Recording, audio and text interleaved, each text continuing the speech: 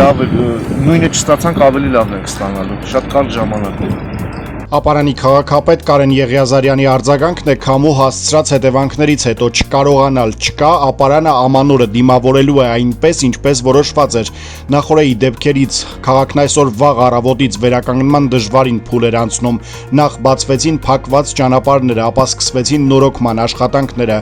Եթե եղանակը չխանգարի, առնվազն եւս 5 օր պետք կգա քաղաքի ամանորյա կենտրոնը կարգի բերելու համար։ Քամու պատճառած վնասները միլիոնավոր դրամներ են, համայնքի ղեկավարը ընտանեկան միջոցներից մեծ հատկացումներ արդեն արել էր։ Հիմա եւս պատրաստվում է ամեն գնով քաղաքը վերադարձնել ամանորյան նախկին տեսքին։ Վերականգնման աշխատանքներում Եղիազարյանը ներգրաված է նաեւ ֆիզիկապես։ Ապարանում այսօր դժվար է կռահել, ով է աշխատակից, ով քաղաքապետ, ով կամավոր։ Քաղաքը համախմբվել է։